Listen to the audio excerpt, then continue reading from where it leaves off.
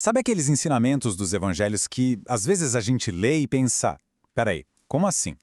Fica meio difícil de conciliar, né? Pois é. Hoje vamos explorar uma proposta do século XIX, de Allan Kardec, que oferece uma chave para decifrar justamente esses pontos em sua obra O Evangelho segundo o Espiritismo. A grande questão é, como é que a gente pega esses textos morais tão antigos e aplica no nosso dia a dia? Fica ainda mais complicado quando encontramos umas passagens que parecem ir totalmente contra a mensagem principal de amor ou que simplesmente não batem com a nossa lógica. E a proposta de Kardec, olha, é bem ousada. Ele sugere que a chave para entender tudo é focar exclusivamente na parte moral dos evangelhos. A ideia é tipo, vamos pegar só esse código moral que seria universal e atemporal e deixar de lado tudo aquilo que sempre gerou debate e controvérsia. Então, vamos lá. Para entender isso direitinho, a gente vai passar por alguns pontos. Primeiro, como esse código moral é separado do resto. Depois, o que seria essa tal de terceira revelação. A gente vai ver também como a vida e a morte são reinterpretadas, qual é a lei máxima da caridade e como se tenta unir fé e razão. E no final, a gente fecha com uma pergunta para pensar. Ok, começando então pelo começo, desvendando o código do Evangelho. O objetivo aqui é bem direto: separar, isolar a mensagem que é puramente moral nos ensinamentos de Jesus. E aí a gente chega na ideia da terceira revelação. É aqui que vamos entender a estrutura, o framework espírita que o livro propõe, para dar sentido a essa moral toda. E olha que interessante a forma como a obra define o espiritismo. Não é apresentado como a ideia de uma pessoa só. A proposta é que seria uma doutrina revelada por espíritos superiores e mais, em vários cantos do mundo. Isso, segundo a obra, daria um caráter universal para a coisa toda. Essa ideia toda se encaixa numa linha do tempo, uma espécie de cronologia da evolução espiritual. Funciona assim. Primeiro, vem Moisés, com a lei, a justiça.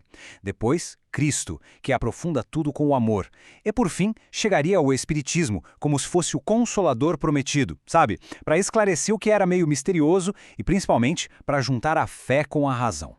Tá, mas, na prática, como isso funciona? Agora, a gente vai ver essa lente espírita em ação, na hora de reinterpretar coisas bem fundamentais, como a vida e a morte. E aqui, olha, a gente chega num ponto que é crucial. O argumento do livro é bem forte.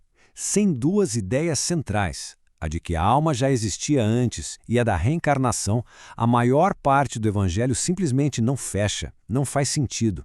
Essa seria então a tal chave que abre todas as portas. Vamos pegar um exemplo bem concreto para ver como isso se aplica. Tem aquela passagem, que é uma das mais espinhosas, né? Onde Jesus parece falar para odiar pai, mãe, a família toda, o que vai totalmente contra a mensagem de amor e o mandamento de honrar pai e mãe. E aí, como é que se resolve essa contradição? E é aqui que a gente vê a tal chave funcionando. De um lado, se a gente ler ao pé da letra, temos um problemão, uma contradição gigante. Mas do outro lado, com a lente espírita, a interpretação muda. Aquilo vira uma hipérbole, um exagero para passar uma ideia. Seria uma forma de dizer que a jornada da alma, que é eterna, é mais importante que os laços de uma única vida, que são temporários. E esse raciocínio se estende para outras coisas, como o sofrimento. Com essa visão, ele deixa de ser um castigo sem sentido, sabe? E passa a ser visto como uma ferramenta para a alma progredir. As dificuldades da vida, então, seriam ou provas para a superação ou expiações, um jeito de acertar contas de erros passados. Tudo vira oportunidade de evolução. Bom, e todo esse caminho nos leva a um ponto central, uma conclusão, a lei suprema da caridade. E o lema principal da obra é esse, bem direto: fora da caridade não há salvação.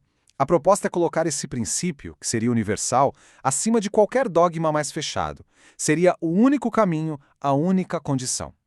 Mas, atenção, a definição de caridade aqui vai muito além de só dar uma esmola. É algo bem prático, um conjunto de atitudes. É sobre ser benevolente com todo mundo, ter paciência e indulgência com as imperfeições dos outros e, um ponto-chave, perdoar as ofensas. O texto até destaca que a caridade moral, aquele apoio, aquela amizade, muitas vezes tem mais valor do que a ajuda material. E tudo isso amarra num propósito maior, que é talvez a grande missão da obra: a tentativa de unir, de fazer as pazes entre a fé e a razão. Então, resumindo, os grandes objetivos são 3. Primeiro, criar uma ponte entre ciência e religião para que a fé não precise brigar com a lógica. Segundo, dar um porquê para o sofrimento humano, mostrando ele como um motor para a evolução. E terceiro, ser o tal consolador, trazendo um pouco de luz sobre as grandes questões, né? De onde viemos, para onde vamos. E com isso, a gente vai chegando na nossa questão final, que é uma reflexão sobre essa relação entre o que um texto diz e como a gente interpreta isso. Resumindo a ópera, o que o Evangelho segundo o Espiritismo propõe é o seguinte: o coração moral dos evangelhos está lá, intacto, e continua super válido. O ponto é que, para a gente conseguir acessar esse coração hoje em dia, na nossa era, a gente precisa de uma chave de interpretação. Uma chave que consiga resolver o que parece contraditório e que faça a fé conversar com a nossa lógica.